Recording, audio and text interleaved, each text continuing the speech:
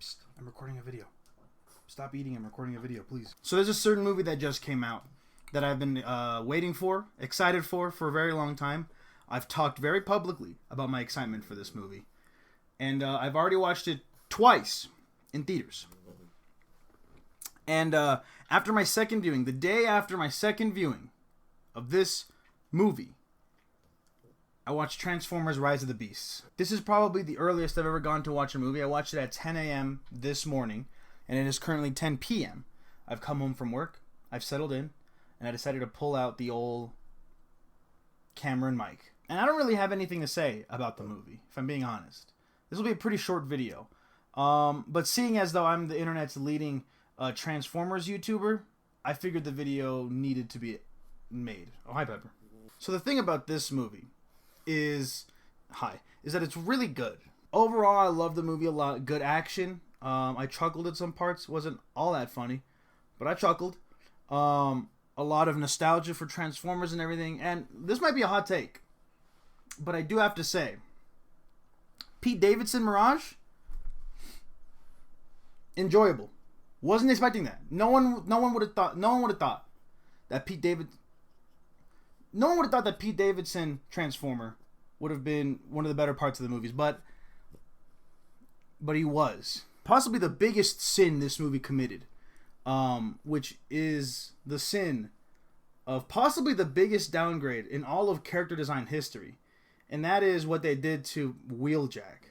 Any true Damomaniac would know that Wheeljack was my favorite Autobot. And for anyone who saw my Damn Dan Talks About Transformers for 40 Minutes video, which if you haven't, run, do not walk, there was no reason for me to record any of this. But I did. And Unicron was one of the villains, which is fucking sick. He looked badass. His design was sick. His voice was so cool. It was all very hyped to see on the big screen. I felt like a kid again. I felt like a child once more. I haven't seen a Transformers movie in theaters, well, since Bumblebee. I think it's safe to say that the only real cultural significance this movie will have is the ending. The ending is crazy. It defied all odds. It legitimately shocked me. I did a face in the theater to nobody. I watched it by myself, to no one. And the ending was fucking batshit insane, and quite frankly, I don't want to talk about it. I just, I want people to either look it up if you're a loser, or run, do not walk to the cinema and watch it for yourself, because I'll tell you this, that is worth, the ending is worth the price of admission. Now that I have your attention, I just want to take this time and announce that I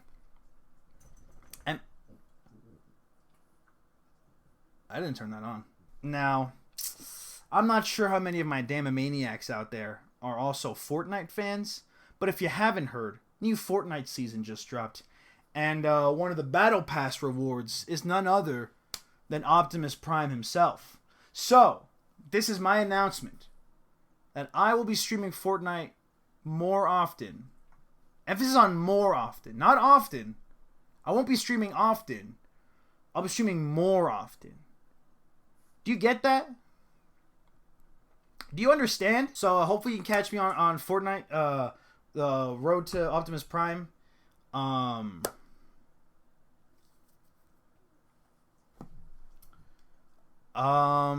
Fucking follow me on Patreon.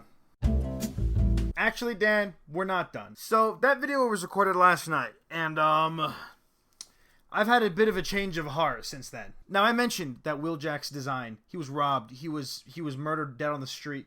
But I was talking to some friends over Discord last night after I finished filming that video, and things got a little more heated with my opinion. Not that there was any disagreement, but I was filled with rage, reminding myself of the injustices that they let happen to this franchise, that I just let happen. I just sat there idly by, and I'm not going to do that. Wheeljack is my favorite Autobot for a reason. His original robot design was cool.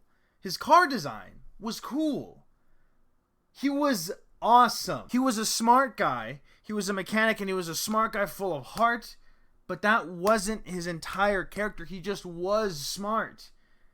But for some fucking reason, Anyone who has designed a live-action Wheeljack since his inception has decided that nerd is what he shall be. Way back in 2011, Transformers Dark of the Moon, we technically see Wheeljack in this abomination of a character that the movie so graciously calls Q. And I'll tell you one thing. This Q guy can suck my ass. He looks fucking stupid. He has an Einstein face for some reason, and he has hair. Why does he have hair? He's a robot. Why's he got hair for? He's got his stupid little glasses and his stupid little mustache and his made of metal, by the way. And they have his stupid little hair. Made of hair, by the way. When I was a kid, Ironhide's death was so sad, but now Q's hits much harder. No, it doesn't. We were with Ironhide for 3 movies at least. And this Q guy comes bumfuck out of nowhere looking like that? And he wants me to mourn him? No. I'm not gonna do that. But he died. 2018. Bumblebee. Fresh on the scene. You are in the theater. First few minutes of the movie. Cybertron. And then you see him. You see the most beautiful CGI metal you've ever seen in your life. And you see his ears glow. And you feel him. Wheeljack. You can do no wrong. But wrong they did you, Wheeljack. Wrong they did you, because they did not utilize that Wheeljack design for the sequel. Instead, what they did was they made him into this. Why is it that movies love putting lips on metal faces? Metal don't have lips. Metal don't have lips. I hate it when Ultron's got it. I hate it when the Power Rangers helmets got it. But they gave this man the worst set of lips in possibly cinematic history. What is that? I'm sure you've already noticed. I haven't mentioned it yet, but I'm sure you've noticed because it's the first thing you notice when you see this image. And that's the comically large glasses.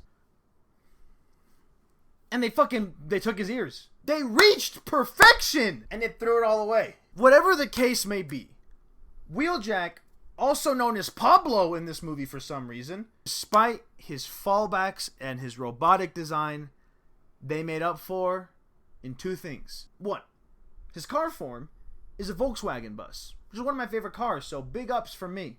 And 2 is he's voiced by a Hispanic man. That's pretty cool for me personally. Also, when I said the thing about him being Pablo, I got a brother named Pablo. That's kind of hype. Now, as a Hispanic and as a Wheeljack fan, I love the fact that he was played by a Hispanic person, and I love the fact that he was a Volkswagen bus. What I don't love is that when he transforms into a fucking robot dude, they got this motherfucker looking like Dexter's Laboratory. I mean, I deserve to be happy at least sometimes, right? Now, after that ending, I know you motherfuckers are working on a sequel. I know it. And I know for a fact Wheeljack is going to appear even in the slightest amount of screen time. But if between now and the time of the second movie's release, if there is not a Juan redesign on Wheeljack, fury. He just needs to go through a redesign is the thing. He has the potential to be your best Transformer. I promise you, he has that potential. You just have to believe me. You have to trust me on this. Please fix him. Back to you, Dan. Fucking follow me on Patreon.